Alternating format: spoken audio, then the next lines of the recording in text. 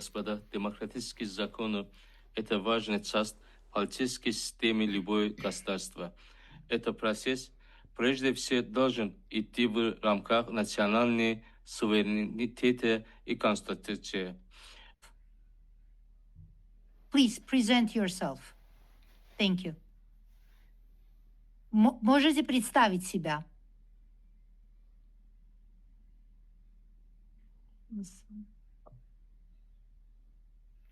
Vətəndaş mövqeyimlə Rayət İmaməliyev.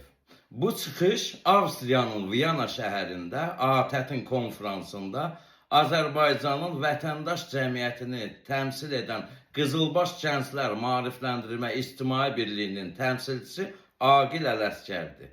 Bilmədiyi rus dilində çıxış etməsi, daha doğrusu mətni üzündən rusca oxuya bilməməsi tənqid və gülüşlə qarşılanıb. Biabırçılıqdır. İnanın Allaha xəcalət çəkdim mən. Millətimin adına xəcalət çəkdim. Azərbaycanımın adına xəcalət çəkdim. Elə bil Obamarketdə kənddən gələn satıcı rus müştəri ilə danışır. Hələ o satıcı qol, qabırğa, qıra-qıra danışır. Bu nəinki danışmaq, heç üzündən oxuya bilmir. Bu adamı o boyda nüfuzlu təşkilata, Azərbaycanı təmsil etməyə, məni təmsil etməyə kim göndərib? Qeyri-hökumət təşkilatları, dövlət agentliyi bildirir ki, biz göndərməmişik. Qardaş özü də deyir ki, mən öz başına getmişəm. Necə olur? Həqiqətən QHT ilə bağlı konfransa, güya öz başına gedən adamdan QHT Dövlət Dəstəyi Agentliyinin xəbəri olmur. Onda belə çıxır ki, ATƏT-in konfransına Velizar da gedə bilər, Baboş da, Bayram Nurlu da, kim istəsə gedər. Vallahi onlar geçsəydi bu qardaşın bu biabırçı çıxışından yaxşı çıxış edərdilər. Xəbərləri yoxmuş agentliyin. Qardaşın birincisi özünün maariflənməyə ehtiyacı var. İkinci də deyir ki, mikrofonda nasazlıq olub, sonradan deyib, eşitməmişəm. İnanmıram ki, o boyda tədbirdə mikrofonda qüsur olsun. Çünki eşitsəydi, cavab verə biləcəkdi ki, bəhanədir. Eşitmirsənsə, əli ilə qulağını tut, eşitmə.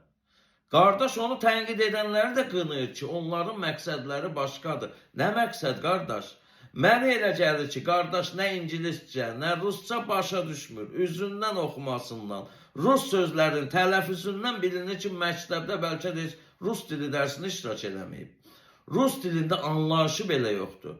Kənd məktəbinin 2-ci, 3-cü sinif şagirdinin rus dilində üzündən oxuması bu boyda təmsilçimizdən qat-qat yaxşı idi. Evin tikilsin, bilirsən ki, mötəbər konfransdasan. Bir dəqiqəlik çıxışı heç olmasa qaldığın oteldə az üzündən oxu da. Kiməsə yazdırıb, kağızı da qatlayıb qoyub cibinə, Bakıda konfransda yadına düşüb. Ca çelaveka çelavek dedi. Ca çasta ças dedi. Suvereniteti nə bilim, suveniritet eşitdim mən. Moderator həm rusca, həm ingiliscə özünü təqdim et deyir, bizimki isə gülür. Ay kişi, dünya bizə gülür, sənə gülür, sən kimə gülürsən? Axırda da moderator bunu ələ salır, deyir, eşitmir. Biabırçılıq deyir, qardaş, valla dil bilmirsənsə, xarici konfransda Azərbaycanın adından məni təmsil etməyə, bizləri təmsil etməyə kim ixtiyar verib? Hansı xüsusiyyətinə görə bu qardaşı ATƏT-in iclasına göndəriblər?